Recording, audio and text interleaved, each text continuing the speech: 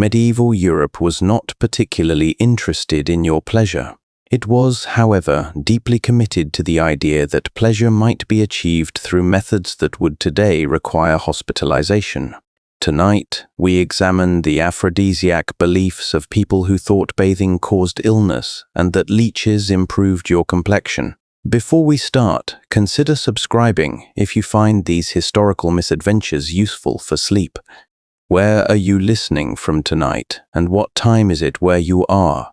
The question is rhetorical. I will not hear your answer. Picture fireplace embers fading in a quiet room. Take a slow breath. The embers settle lower, their heat spreading gently. Another breath.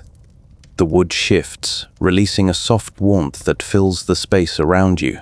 Now we begin. You stand at the edge of a monastery garden in Bavaria, sometime around 1320. The sun sits heavy and white in an October sky, doing nothing to warm the air that smells of turned earth and something vaguely corpse-like from the compost heap near the wall.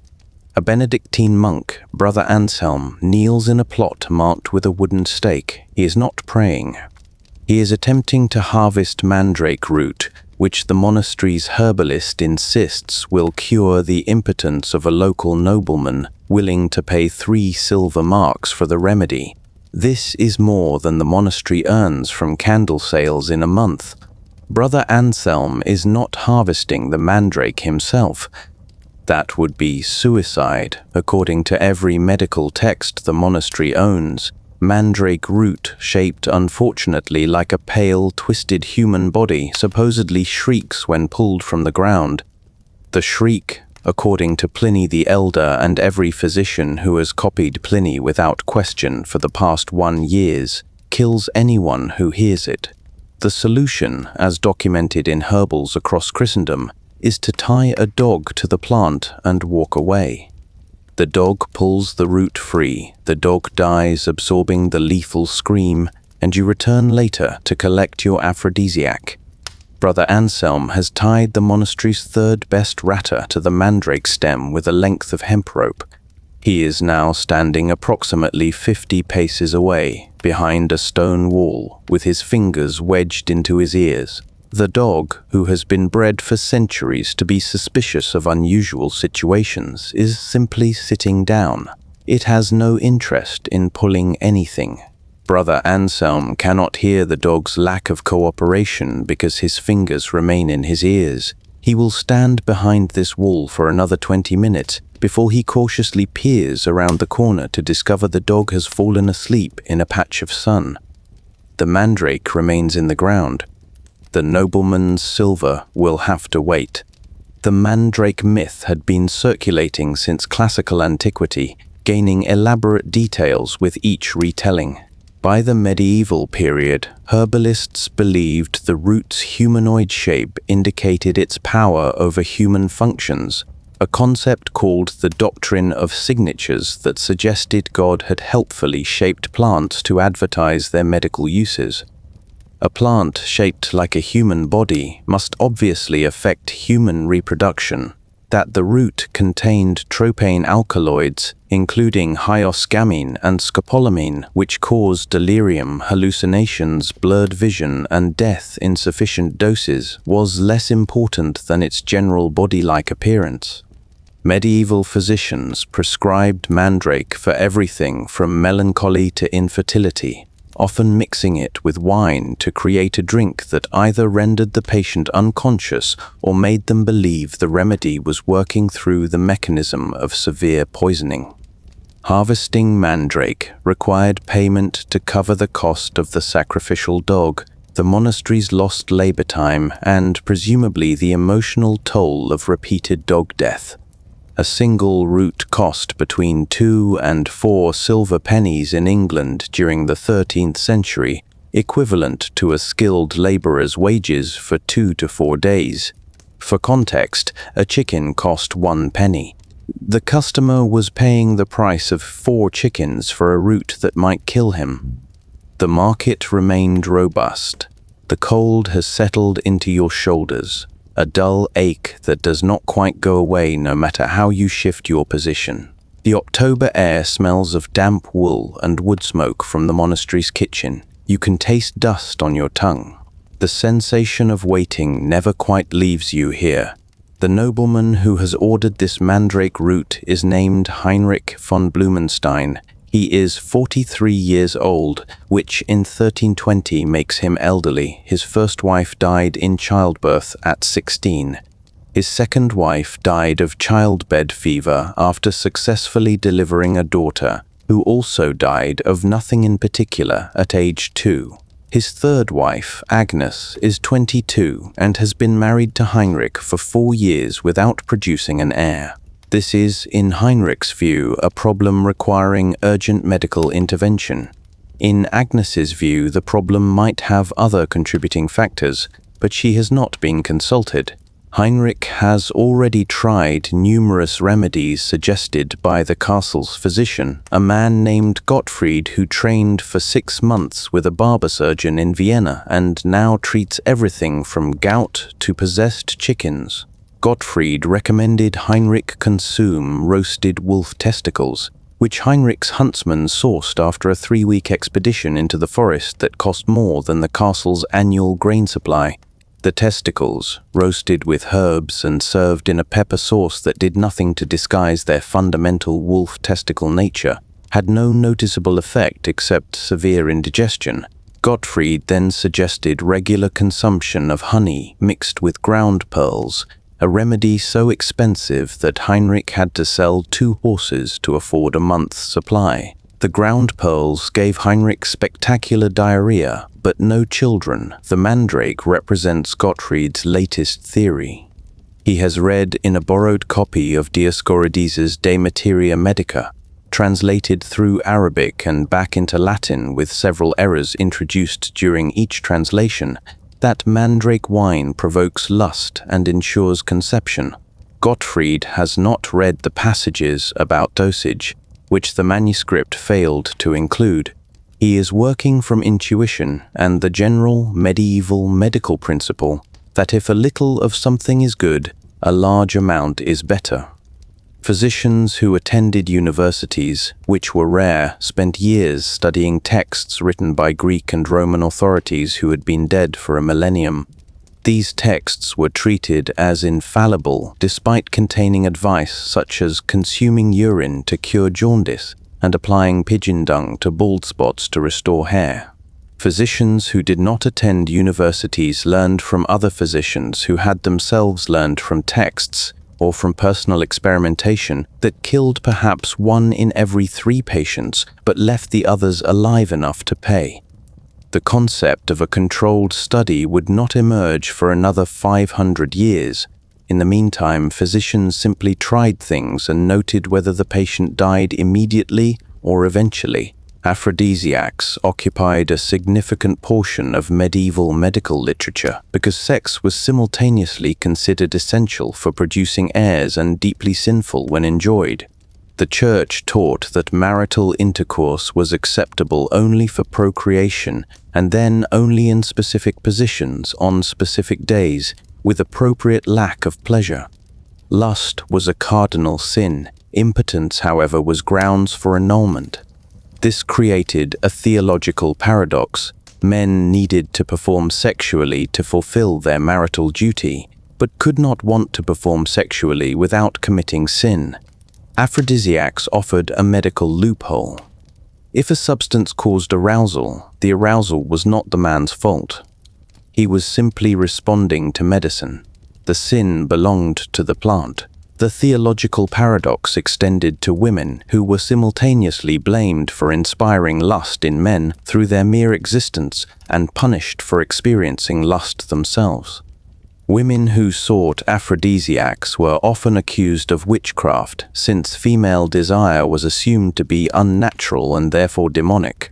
Men who sought aphrodisiacs were simply addressing a medical complaint. The asymmetry was not considered noteworthy. The smoke from the monastery kitchen is thicker now, carrying the smell of boiling cabbage and something else, something rendered and animal. Your hands have gone numb despite being tucked into your armpits. The weight of your cloak feels heavier than when you put it on this morning. Brother Anselm has finally retrieved his mandrake root, which the dog did not pull free because the dog fell asleep. Anselm had to return after dark once he felt certain enough time had passed for any screaming to have dissipated into the atmosphere. He dug the root free himself using a trowel, listening carefully for supernatural shrieks that never came. The root is now soaking in a bucket of wine in the monastery stillroom, which is what passes for a pharmacy in this institution. The herbalist, Brother Klaus, is adding ingredients according to a recipe copied from a manuscript that claims to date from Salerno's medical school, but probably originated with a French monk who made up impressive credentials. The novice, who is 14 years old and has never rendered fat from anything, returns 3 hours later with approximately 1 tablespoon of grayish substance that may be dove fat or may be pigeon fat. As the white dove proved difficult to catch, and the novice substituted a pigeon that had some white feathers. Brother Klaus accepts this because the alternative is admitting he sent a child on a pointless errand. The mixture of mandrake wine, spices, honey, and ambiguous bird fat sits in the stillroom for 3 days, which Brother Klaus believes allows the ingredients to marry their essences. The concept of chemical interaction is 6 centuries away. Medieval physicians worked from a theory of humors inherited from Galen. The body contained 4 fluids: black bile, yellow bile, phlegm, and blood, which needed to be balanced. Illness resulted from imbalance. Treatment involved adding or removing substances to restore equilibrium, a process that was part cooking, part prayer, and part wild speculation. The mandrake wine is intended to add heat and moisture to Heinrich's body, as impotence was categorized as an excess of cold and dry humors. That mandrake actually causes central nervous system depression, potentially stopping the heart if taken in sufficient quantity, is information Brother Klaus does not possess. When Brother Klaus finally delivers the mandrake wine to Heinrich's castle, he provides instructions that are both elaborate and vague.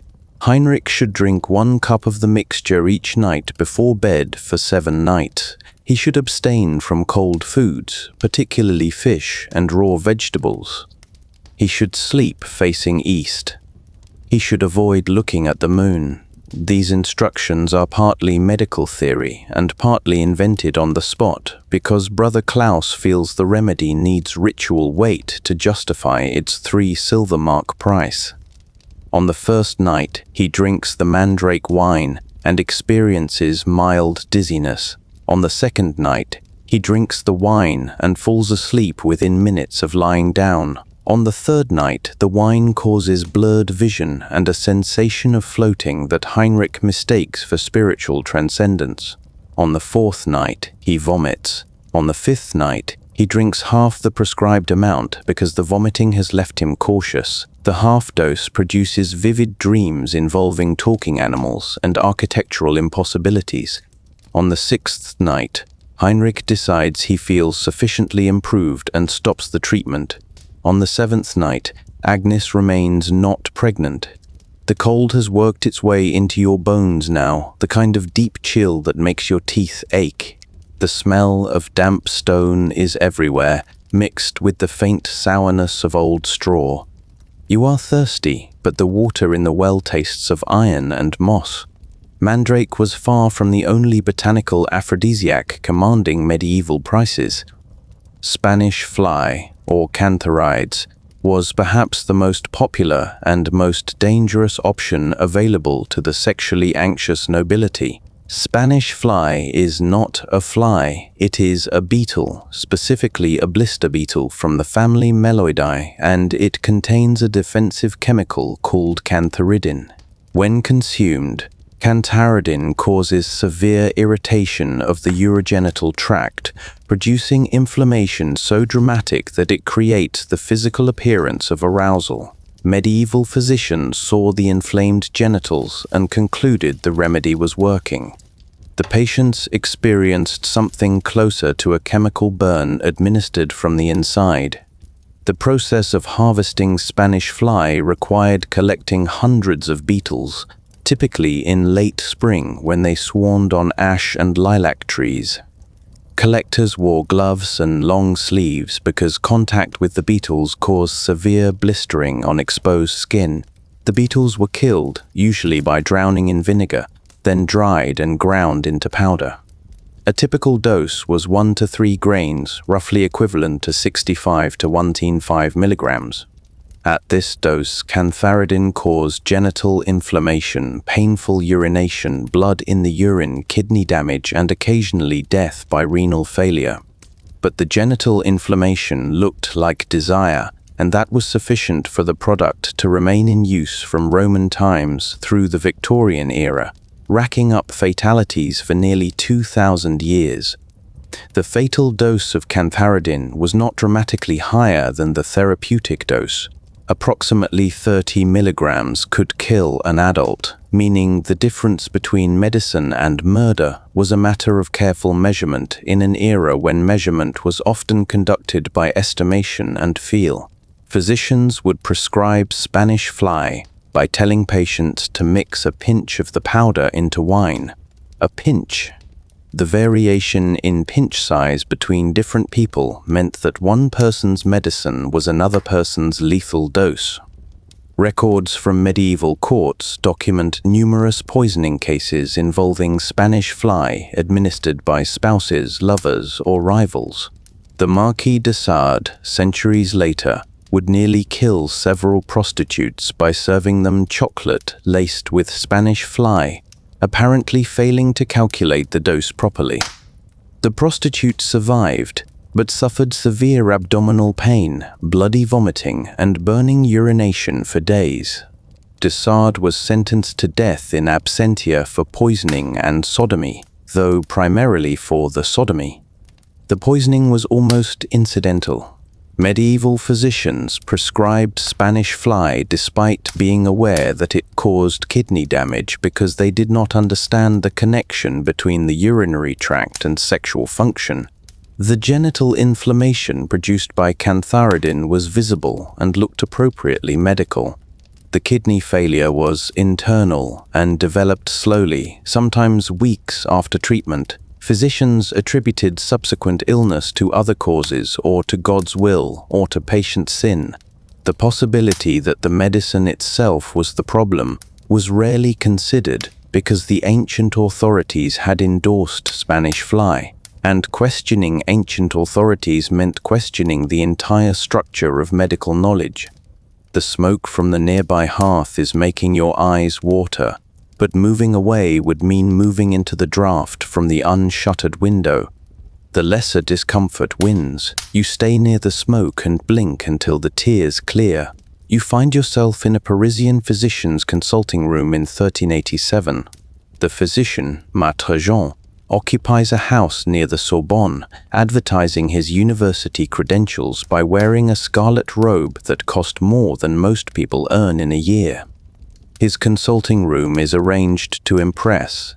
Shelves of books in Latin, jars of mysterious substances, a human skull labeled as belonging to a saint but almost certainly sourced from a cemetery.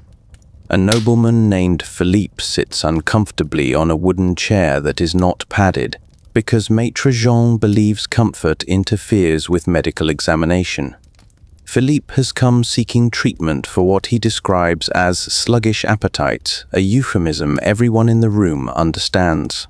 Maître Jean nods seriously while Philippe explains that his wife expects him to produce an heir and his mistress expects him to perform enthusiastically, and he is finding the dual obligation exhausting. Maître Jean does not suggest that Philippe's problem might be self-inflicted. Instead, he reaches for his most expensive remedy, a treatment involving cupping therapy applied directly to the genitals.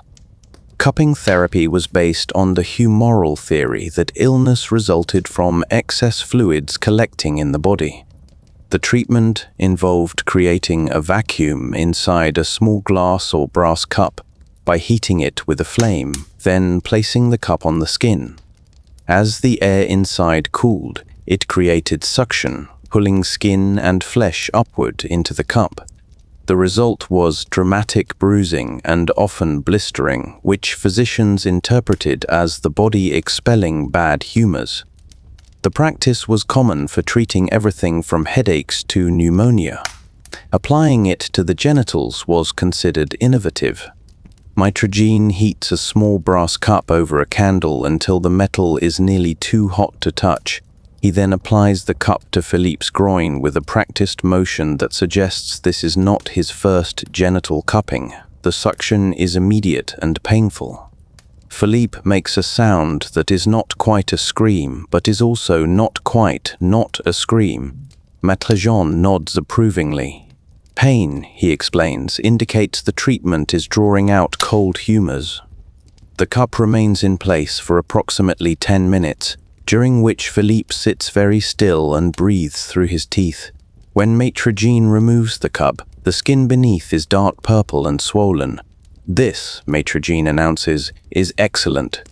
The swelling indicates increased blood flow, which in medieval medical theory meant increased heat, which meant increased virility. That the swelling is actually tissue damage from traumatic suction is not a consideration. Philippe pays 6 silver deniers for the treatment and leaves walking stiffly. The church's official position on cupping therapy for sexual enhancement was complicated. On one hand, the church condemned any interference with God's plan, which included accepting impotence as divine will. On the other hand, producing heirs was a marital duty, and failure to produce heirs could annul marriages, which the church also opposed. The solution was to condemn the treatment publicly while tolerating it privately, allowing physicians to practice genital cupping without official approval, but also without official persecution. This maintained the appearance of moral authority while accommodating the reality that wealthy people would pay for sexual remedies regardless of theological objections. The stale air of the consulting room settles in your throat, carrying the taste of candle wax and something herbal that might be medicine or might be spoiled wine. Your feet have gone numb from standing on the cold floor. The discomfort is not quite bad enough to mention, but too persistent to ignore. Maître recommends Philippe return for weekly cupping treatments over the next month, each session costing 6 deniers. Philippe agrees because the alternative is admitting to his wife that his problem might not be medical. He returns for 4 sessions total, each leaving fresh bruises layered over fading ones, until his entire groin resembles a particularly violent abstract painting. After the 4th session, Philippe's wife Agnes, who is not the same Agnes married to Heinrich but is experiencing remarkably similar frustrations, suggests perhaps the problem is not strictly medical. A year later, Agnes gives birth to a daughter, having taken matters into her own capable hands in ways the historical record does not specify but can be inferred. The medieval approach to aphrodisiacs reflected a broader confusion about human reproduction. Medical texts inherited from classical authorities insisted that conception required simultaneous orgasm from both partners, meaning female pleasure was considered essential for pregnancy. This should have made female sexual satisfaction a medical priority, but in practice, most remedies focused on male performance while treating female pleasure as either irrelevant or dangerous. The contradiction was never resolved because resolving it would have required acknowledging that the ancient authorities might be wrong, and the entire medieval intellectual system rested on the assumption that ancient authorities were correct about everything. Some remedies targeted women despite the church's discomfort with female sexuality. Recipes for provoke desire in women circulated in manuscript form, usually attributed to ancient sources like Cleopatra or generic wise women of the East. These recipes often involved ingredients like saffron, myrrh, and crushed gemstones mixed into wine or honey. The gemstones served no medical purpose but were expensive, which made the remedy seem powerful. The saffron provided a pleasant flavor and a yellow color that suggested gold and therefore value. The myrrh contributed nothing except biblical associations. None of these ingredients affected sexual desire, but the placebo effect was often sufficient, particularly when combined with the suggestion that the potion was working. Other remedies involved animal parts, particularly organs associated with reproduction. Recipes called for powdered stag penis, rendered boar testicles, and fresh rabbit uterus, all items that required significant effort to obtain and prepare. Hunting stags was the privilege of nobility, meaning stag penis powder was expensive and exclusive. Boar testicles required access to intact male pigs, which farmers preferred to castrate young to improve meat quality. Rabbit uterus required at minimum a freshly killed female rabbit and a strong stomach. If something cost this much, surely it must work. The cold seems to be seeping up from the ground now, working through the soles of your shoes and into your ankles. The weight of your cloak pulls at your shoulders. You shift your stance, and the relief lasts perhaps 30 seconds before the discomfort returns. The doctrine of signatures extended beyond mandrake to justify dozens of aphrodisiac plants. Orchid tubers, which resemble testicles, were prescribed to enhance male virility under the name Satyrion after the lust-driven satyrs of Greek mythology. The tubers were dried, ground, and mixed into wine or food, typically at rates that made them prohibitively expensive for anyone below merchant class. Records from medieval spice merchants show orchid powder sold for prices comparable to black pepper, which was itself expensive enough that it was sometimes given as currency or included in dowries. A man purchasing orchid powder was making a significant investment in his sexual future, which created psychological pressure for the remedy to work whether or not it had any pharmacological effect. Asparagus was believed to provoke desire because its shape suggested male anatomy. The fact that asparagus is simply a vegetable with a certain geometry did not matter. Medical texts from Arabic sources translated into Latin and distributed across Europe recommended asparagus for men struggling to fulfill marital obligations. Some recipes called for raw asparagus tips, others for asparagus boiled in milk, still others for asparagus seeds ground into powder. The variation in preparation suggested nobody was certain what part of the asparagus contained the active principle, but everyone agreed that asparagus shaped like that must surely do something. Rocket, known today as arugula, was grown in monastery gardens specifically for its supposed aphrodisiac properties, despite the irony of celibate monks cultivating lust-inducing vegetables. Medieval herbals claimed rocket provoked Venus and was forbidden to monks who wished to remain chaste. This did not stop monasteries from selling rocket seeds and fresh rocket leaves to lay people willing to pay premium prices for holy vegetables. The rocket leaves were usually consumed in salads dressed with oil and vinegar, a preparation that was pleasant enough but no more sexually stimulating than any other leafy green. Pine nuts were considered heating foods in the humoral system, appropriate for increasing vigor and desire. Wealthy households served pine nuts in sweet confections mixed with honey and spices, creating desserts that were both delicious and theoretically medicinal. The pine nuts themselves provided fat and protein, which was useful for people whose diets consisted primarily of bread and occasional vegetables. But the increased energy from better nutrition was interpreted as the pine nuts directly enhancing sexual capability. Medical cause and effect remained slippery concepts. The air in the monastery garden smells of turned earth and decomposition, the way autumn always smells when things are breaking down into their component parts. The light is failing earlier each day. You are tired in a way that sleep does not fix. You are now in Montpellier in 1315, one of the few places in medieval Europe with a formal medical school. The university at Montpellier has been training physicians since the previous century, creating a steady supply of men who have read the same incorrect texts in slightly different translations and now charge significant fees for applying ancient wisdom to modern problems. One of these physicians, Maitre Bernard, specializes in what he delicately terms marital difficulties. His consulting room sees a steady stream of nobles, merchants, and occasionally prosperous craftsmen, all seeking remedies for performance anxiety, age-related changes, or simple lack of interest in their wives. Maitre Bernard's most elaborate remedy is a confection he calls the Electuary of Joy, a name calculated to suggest both pleasure and medical authority.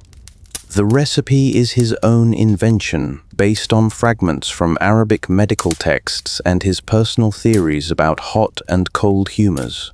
The electuary combines honey, almonds, cinnamon, ginger, cloves, nutmeg, cardamom, long pepper, grains of paradise, and ground pearls.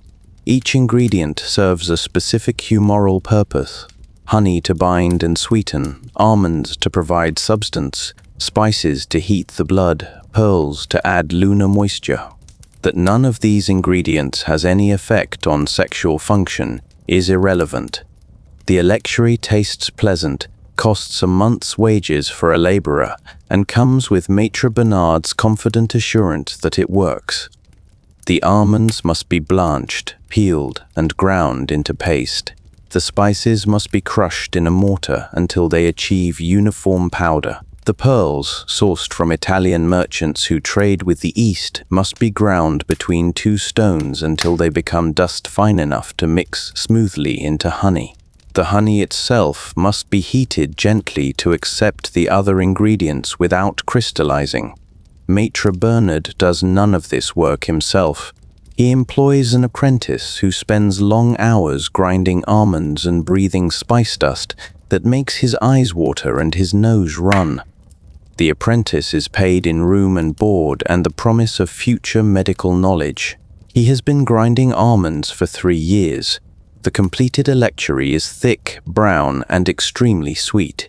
Maitre Bernard instructs patients to consume 1 spoonful each morning and 1 each evening, always taken with wine to aid the humoral balance. He further recommends patients avoid cold foods, sleep facing east, and abstain from sex for 1 week while the remedy builds potency in their bodies. The week of abstinence is medically unnecessary but psychologically useful. After a week without attempting intercourse, most men are sufficiently motivated that success becomes more likely regardless of the electuary's actual effects. One of Maitre Bernard's patients is a merchant named Guillaume who trades in wool and cannot maintain interest in his wife long enough to produce an heir. Guillaume has tried numerous remedies, including Spanish fly, which left him urinating blood for a week, and stag penis powder, which produced no effects except expensive urine. The Electuary of Joy represents Guillaume's last attempt before accepting that perhaps God does not intend him to have children. He pays Bernard's fee, which is substantial, and begins the morning and evening doses. The electuary makes Guillaume feel pleasantly full and gives him mild indigestion from the concentration of spices. The honey provides a burst of energy that fades within an hour. The psychological effect of having spent a month's income on a medical remedy, however, is significant. Guillaume becomes convinced the electuary is working. After his week of prescribed abstinence, he approaches his wife with renewed determination and succeeds in the biological sense. 9 months later, his wife gives birth to a son. Guillaume credits the Electuary of Joy. Maitre Bernard's reputation grows. Neither man considers that Guillaume's wife may have simply needed her husband to be less aggressive and more patient, qualities that the week of abstinence and the psychological pressure of expensive medicine happened to provide. The bench where you sit has left an aching imprint on your backside. The stone is cold enough to penetrate your clothing. You have been sitting too long, but standing seems worse. The choice between discomforts is the only choice available. The Arabic medical tradition, transmitted to Europe through Spain and Sicily, contributed significantly to medieval aphrodisiac knowledge. Islamic physicians like Avicenna and Rhazes wrote extensively on sexual health, treating it as a legitimate medical concern rather than a purely moral issue. Their texts described remedies based on the same humoral theory that dominated European medicine, but approached the subject with more practical detail and less theological anxiety. When these texts reached Europe, they were translated, copied, and modified, often with the translators adding their own theories or removing sections that contradicted Christian teaching. One Arabic remedy that gained popularity in Europe was musk, derived from the glandular secretions of male musk deer. Musk was prized for its strong, persistent scent and was believed to heat the blood and provoke desire. The substance was phenomenally expensive, sourced from the mountains of Tibet and Afghanistan through trade networks that spanned thousands of miles. A single ounce of pure musk could cost more than a year's wages for a skilled craftsman. Only royalty and the highest nobility could afford it, which made musk not just an aphrodisiac, but a status symbol. Using musk announced wealth, access to exotic goods, and membership in a class that could afford to pursue pleasure through rare animal secretions. Musk was typically mixed into perfumes, added to wine, or blended into electuaries. The scent was powerful enough that a single grain could perfume an entire room. Whether musk had any pharmacological effect on sexual desire remains unclear. Modern research suggests certain animal pheromones can influence human behavior, but the concentration required would be much higher than the diluted musk used in medieval preparations.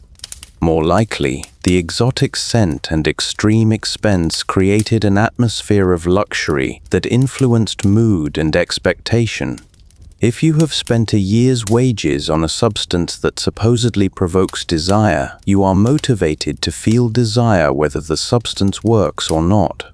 Ambergris, another exotic substance from Arabic medicine, was even more bizarre than musk. Ambergris is a waxy material formed in the intestines of sperm whales, expelled when it becomes large enough to cause discomfort. It washes up on beaches as grey or black lumps that smell initially of feces and ocean decay, but develop a sweet, earthy scent as they age and oxidize. Medieval Europeans had no idea ambergris came from whales. They knew only that it was rare, expensive, and came from the sea, which gave it mysterious oceanic associations. Ambergris was used in perfumes and medicines, particularly remedies for impotence and melancholy. The material was grated or dissolved in alcohol, then added to drinks or electuaries. Like musk, ambergris provided a distinctive scent and carried associations with luxury and exoticism. The actual pharmacological effects were minimal. Ambergris contains ambrane, a compound that some studies suggest has mild hormonal effects, but the concentrations used in medieval medicine were too low to produce measurable results. The real effect was psychological. Consuming a substance formed inside a mysterious sea creature and valued at prices comparable to gold made the consumer feel powerful and exotic, which sometimes translated to confidence and performance. The smell of tallow candles, mixing with sweat and old clothing, fills the space. Your tongue feels thick and dry. The cup of ale on the table beside you has developed a film on its surface. You drink it anyway because thirst is worse than disgust. Medieval Europeans also relied on amulets and talismans to enhance sexual vigor, blurring the line between medicine and magic in ways that made church authorities nervous. An amulet containing a wolf's tooth was believed to grant the wearer wolfish appetite and endurance. A ring made from the hoof of a donkey supposedly conveyed the animal's legendary stamina. These charms were sold by traveling peddlers, local wise women, and occasionally by monks who justified the practice as providing spiritual rather than magical assistance. The Church condemned such practices as superstition bordering on heresy, but enforcement was inconsistent. In rural areas far from ecclesiastical oversight, people wore what they pleased and consulted whoever claimed knowledge of effective remedies. In cities with resident bishops and active inquisitors, the trade in amulets became more circumspect. Sellers claimed the objects were blessed rather than enchanted, shifting the source of power from magic to God's grace. The distinction was theologically important but practically minimal. The amulets worked through belief, and belief functioned equally well whether the power source was pagan magic or Christian prayer. Some remedies combined botanical, animal, and mineral ingredients in complex preparations that required weeks to create. A recipe from a 14th century German manuscript calls for mandrake root, Spanish fly, powdered pearls, gold leaf, crushed emerald, stag antler shavings, honey from bees fed on thyme, and wine from grapes grown in volcanic soil. The instructions specify that the mixture must be prepared during a waxing moon by a virgin boy under the age of 12. Finding a virgin boy willing to prepare aphrodisiacs for adults must have presented logistical challenges the manuscript does not address. The combination of extremely expensive ingredients with arbitrary ritual requirements served multiple purposes. The cost ensured only wealthy clients could afford the remedy, which meant the physician could charge appropriately high fees.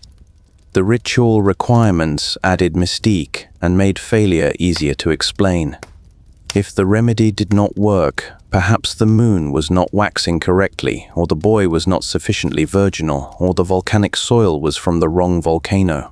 The physician's knowledge remained unquestioned because the variables were too numerous to isolate. The use of ground gemstones in aphrodisiacs reflected medieval beliefs about the inherent powers of minerals. Emeralds were associated with Venus and therefore with love and fertility. Rubies were hot stones that heated the blood. Sapphires were cold stones that calmed excessive passion, but could be mixed with hot ingredients to create balance. Pearls provided lunar moisture to counteract the drying effects of age. These theories were entirely unfounded. Gemstones are chemically inert when consumed and pass through the digestive system without being absorbed. Grinding them into powder simply created expensive grit that irritated the stomach and provided no therapeutic benefit whatsoever. The persistence of gemstone remedies despite their obvious uselessness demonstrates how thoroughly medieval medicine was disconnected from empirical observation. If a patient consumed ground emerald and subsequently experienced success in bed, the emerald received credit regardless of other factors like reduced stress, better diet, younger partner, or simple statistical probability. If the patient consumed ground emerald and experienced failure, the failure was attributed to insufficient dose, improper preparation, moral unworthiness, or divine intervention.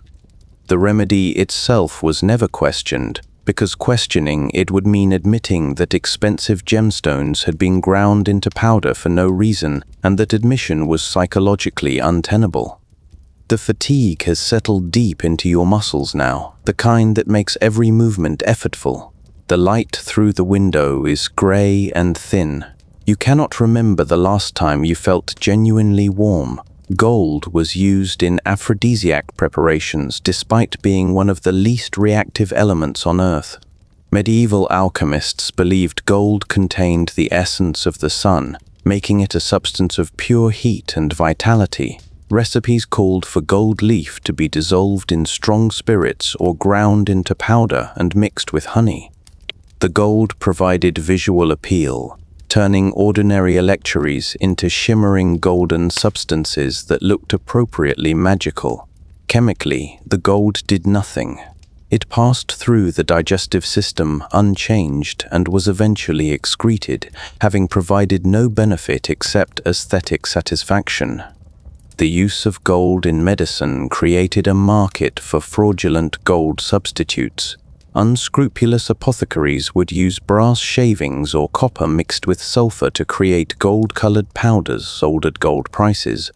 Customers had no way to verify authenticity without destroying the medicine, and even if they suspected fraud, admitting they had been cheated meant admitting they had paid gold prices for what might be brass. Most customers chose to believe they had received real gold and that the remedy simply had not worked due to other factors. Saffron, one of the few aphrodisiac ingredients that was neither toxic nor completely useless, appeared in numerous recipes. Saffron was expensive, but not absurdly so, making it accessible to merchants and prosperous craftsmen. The spice provided a pleasant flavor, a rich yellow color, and mild mood, elevating effects due to compounds like crocin and safranal. Medical texts from both European and Arabic sources recommended saffron for melancholy and sluggish appetites. Whether saffron directly increased sexual desire is questionable, but improving mood and reducing anxiety certainly contributed to better sexual experiences, which was close enough to count as therapeutic benefit. Saffron's effectiveness, relative to alternatives like poisonous beetles and screaming roots, meant it remained in use for centuries. The spice appears in medical texts from ancient Greece through Victorian England, recommended consistently for approximately the same indications. This continuity suggests saffron actually provided some benefit, or at least failed to kill people, which put it ahead of most medieval aphrodisiacs. Medieval recipes also included ingredients like cinnamon, cloves, and nutmeg, spices imported from Southeast Asia at great expense and effort. These spices were genuinely pleasant, provided calories and trace nutrients, and created warming sensations when consumed. They also signaled wealth and access to international trade networks. A meal flavored with cloves and cinnamon demonstrated the host's prosperity and sophistication.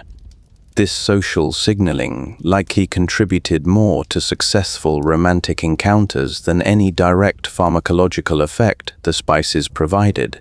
The staleness of the air makes breathing feel like work. Your throat is dry from the dust that never seems to settle. The bench creaks when you shift weight. The sound is loud in the quiet room. The medieval market for aphrodisiacs was sustained partly by medical theory and partly by social pressure. Marriage was an economic arrangement focused on producing heirs and consolidating property. A man's failure to produce children reflected badly on his masculinity and threatened his family's legacy. A woman's failure to conceive was blamed on her body, her morals, or her hidden sins. Both parties faced tremendous pressure to succeed reproductively, and that pressure created demand for any substance that promised assistance. Physicians, apothecaries, and herbalists recognized this pressure as a business opportunity. They could sell expensive remedies to desperate people without much concern for effectiveness, because proving the remedy did not work required admitting sexual failure, which few people were willing to do publicly.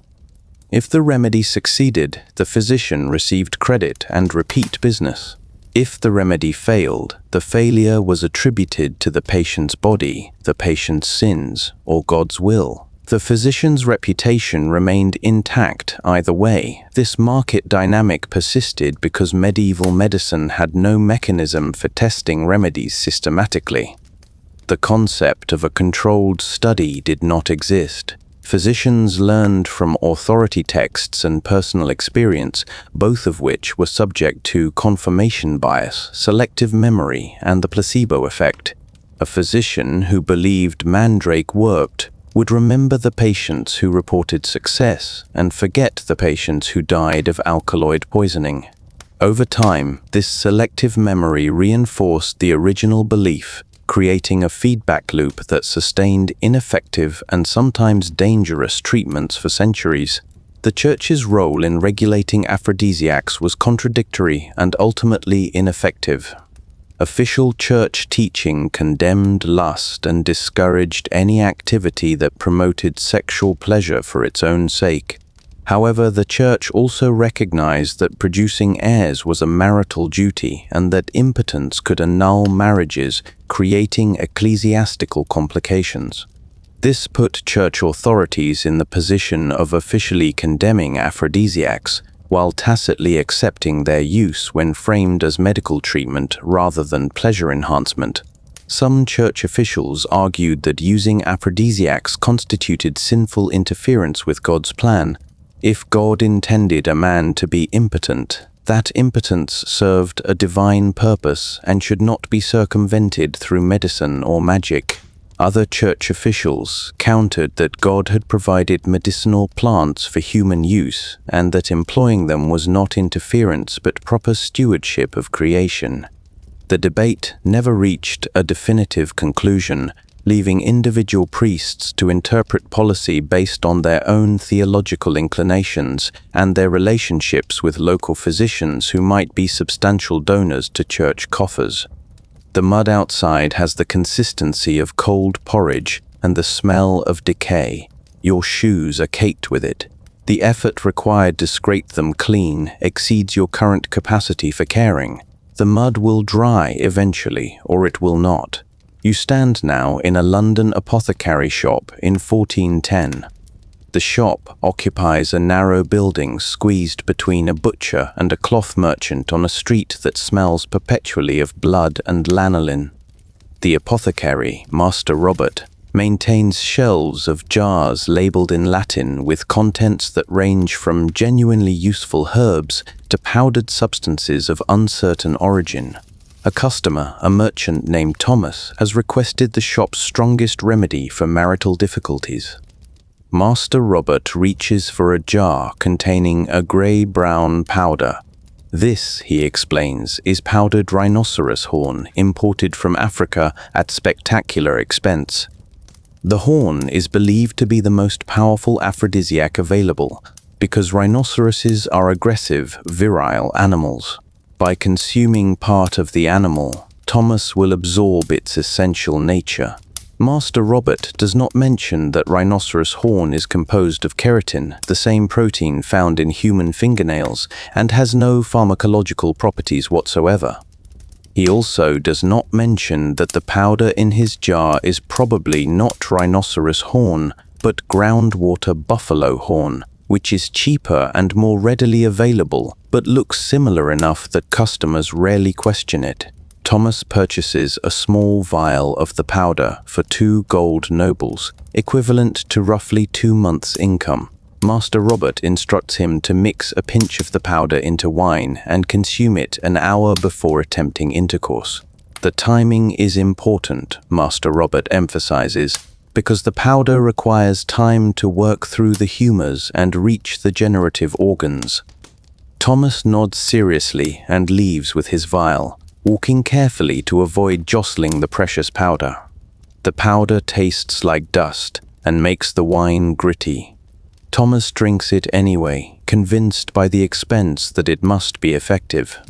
An hour later, he approaches his wife with the confidence of a man who has spent 2 months' income on ground animal parts.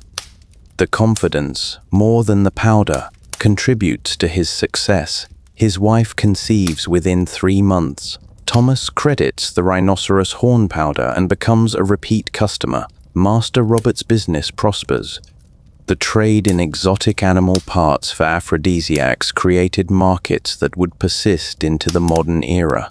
Rhinoceros horn, tiger bone, bear gallbladder, and numerous other animal parts commanded high prices based on beliefs about the animal's virility or ferocity. These beliefs had no basis in biology or chemistry. A rhinoceros is not more virile because it has a horn any more than a human would become more virile by growing fingernails longer. But the symbolism was powerful, and the rarity of the ingredients made them valuable regardless of their actual effects. The substitution of cheaper materials for advertised ingredients was common in medieval apothecaries. Customers had no way to verify what they were purchasing, and even if they suspected fraud, proving it required expert knowledge most people lacked. Apothecaries could mix sawdust with a small amount of genuine spice and sell the mixture at full spice prices. They could replace expensive herbs with similar-looking weeds. They could claim their electuaries contained gold and pearls when they contained brass and chalk. The fraud was low risk and high profit, and it flourished throughout the medieval period. Regulation of apothecaries was minimal and enforcement sporadic. Some cities maintained guilds that set standards for purity and composition, but guild membership was not universal and standards varied widely.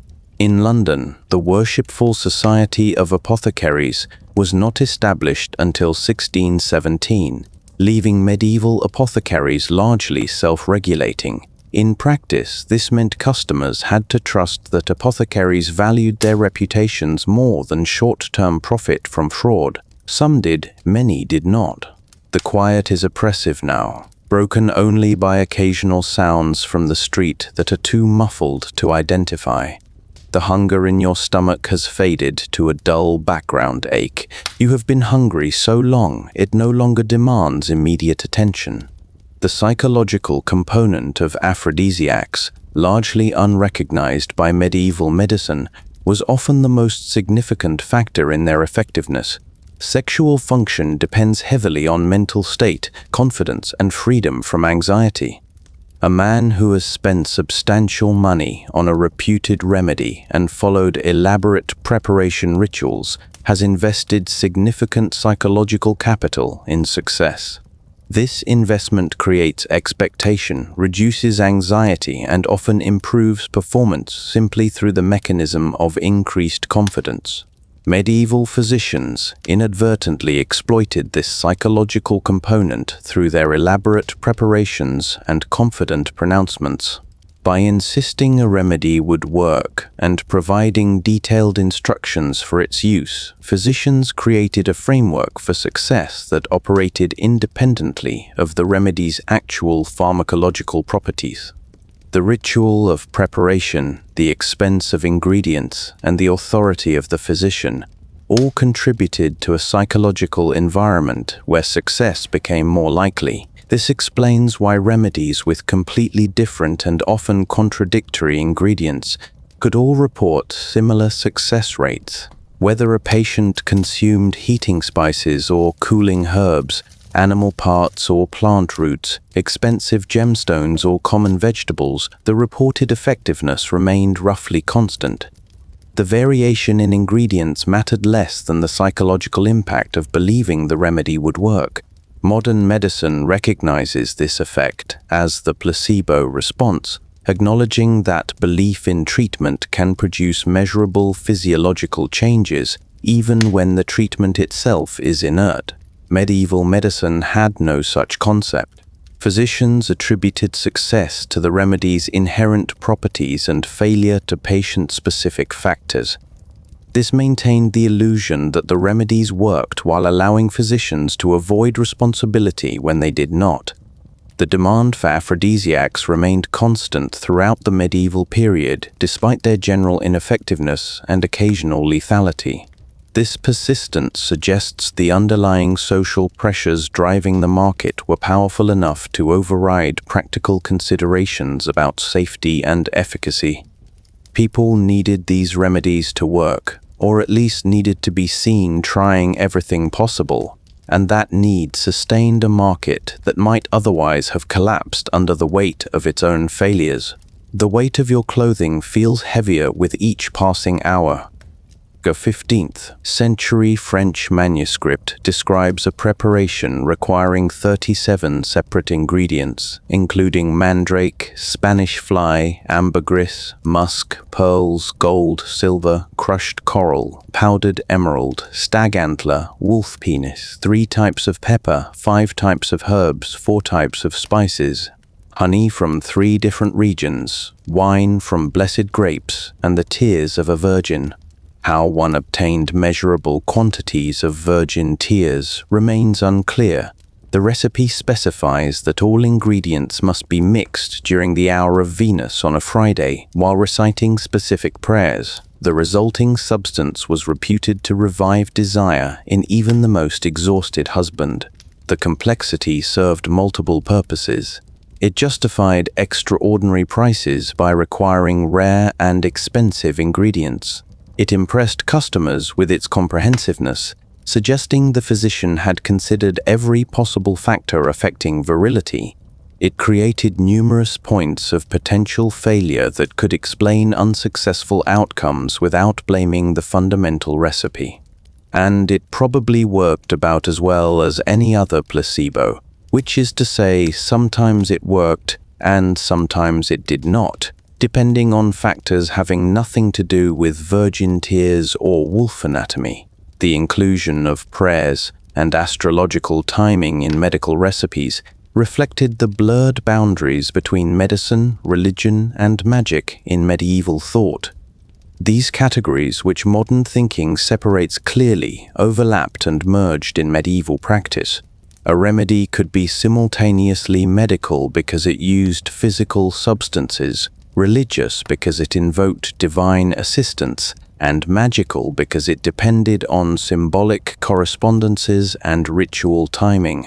Physicians, priests, and magicians often operated in the same conceptual space, competing for the same customers while denouncing each other's methods as inferior or heretical.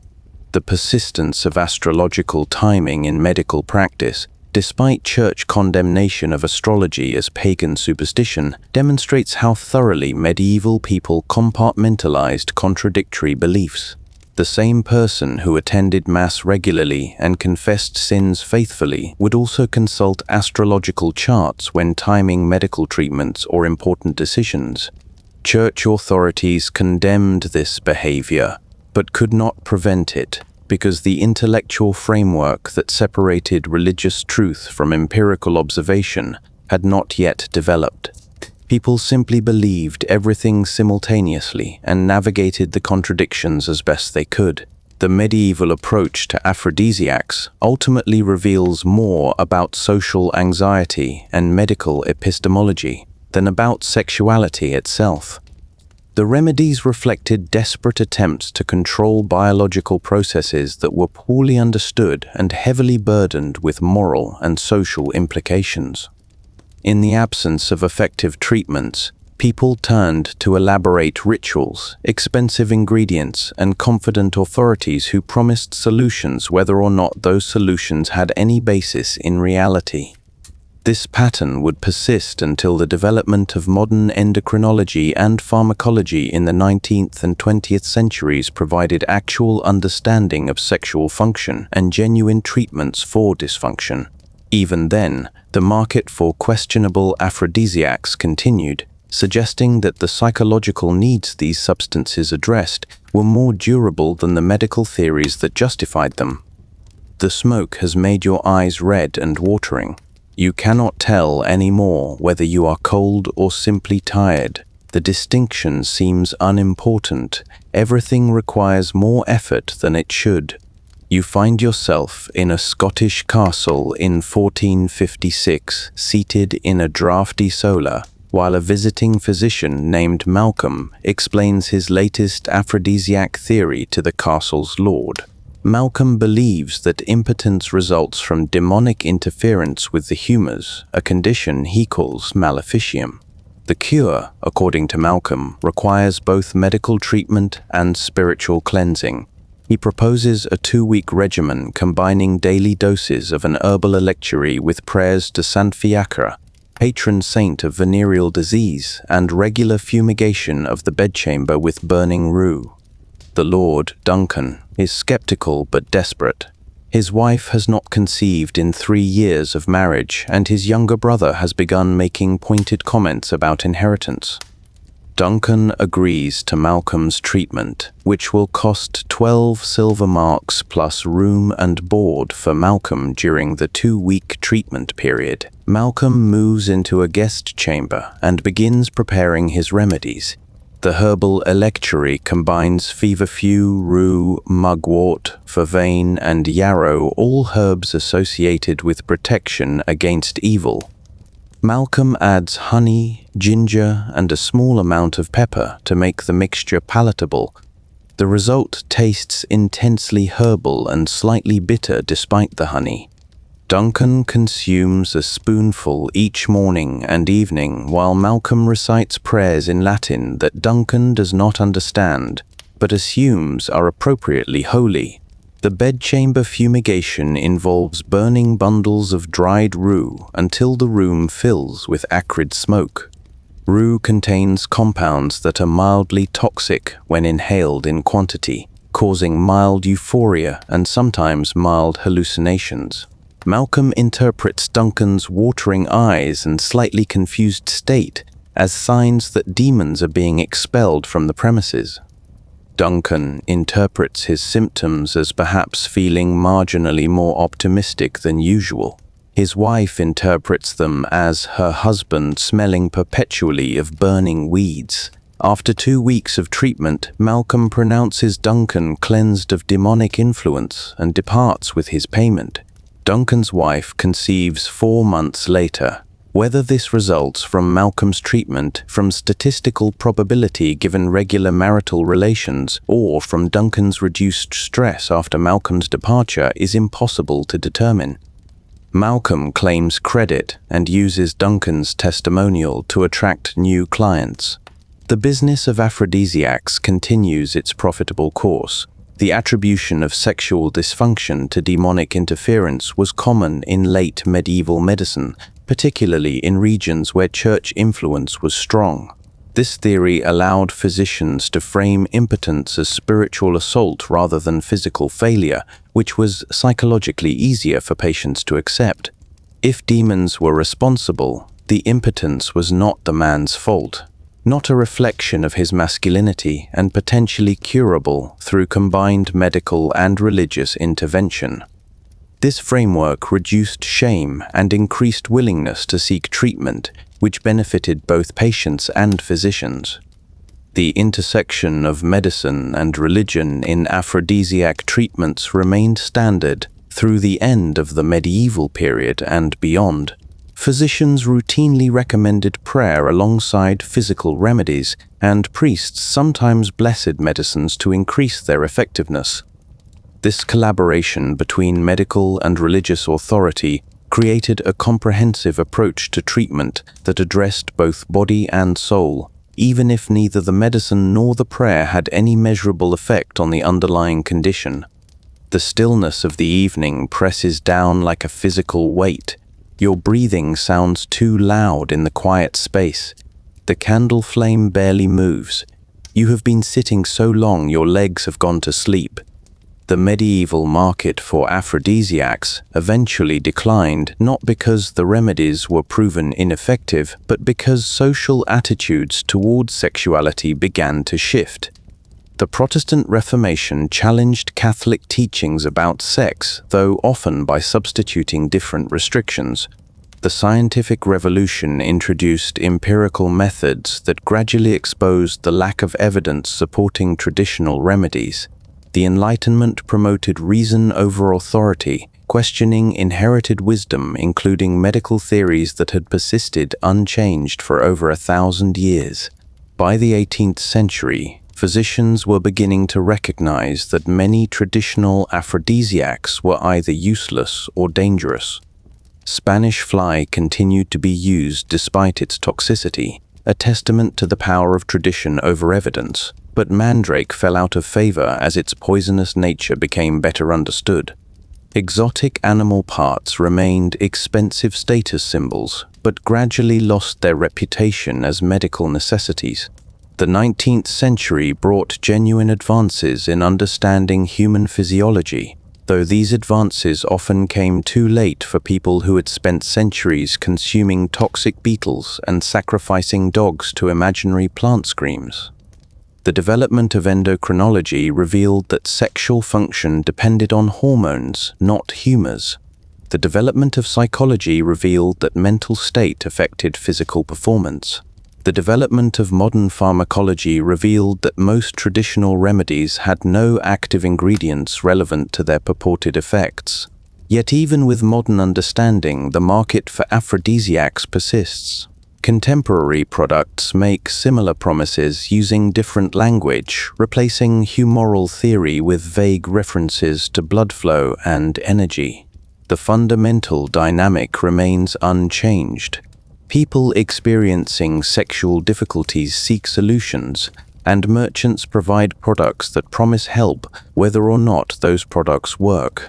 The ingredients have changed from mandrake and Spanish fly to ginseng and horny goatweed, but the psychological mechanism remains the same. Hope, combined with the placebo effect and statistical probability, continues to produce enough success stories to sustain the market. The medieval approach to aphrodisiacs, viewed from a distance of centuries, appears absurd. The remedies were based on misconceptions about anatomy, physiology, and pharmacology. They were often dangerous, sometimes lethal, and rarely effective in any direct pharmacological sense. They persisted because they addressed psychological and social needs that were real, even when the medical theories were false.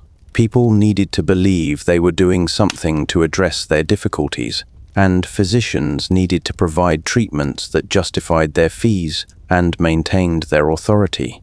The system functioned not because it worked, but because failure could always be explained away, success could always be attributed to treatment, and the social pressure to produce heirs was strong enough to overcome skepticism about remedies that killed dogs and cost monthly incomes.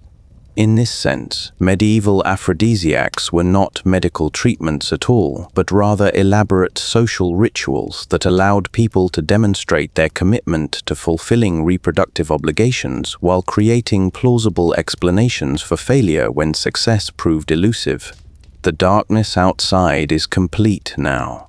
The single candle provides barely enough light to see the opposite wall. You have no particular desire to move. The cold has become familiar. Your body has adjusted to discomfort as the default state.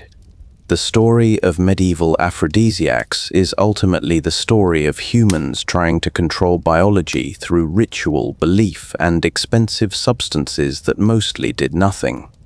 It is a story of dogs tied to plants, beetles ground into powder, pearls dissolved in wine, and desperate people consuming toxic materials in pursuit of fertility and legitimacy.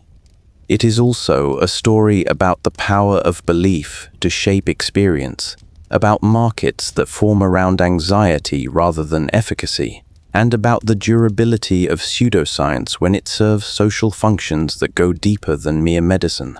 Medieval Europeans believed mandrake root screamed when harvested, that beetles could provoke desire through genital inflammation, and that heated cups applied to sensitive anatomy would restore vigor.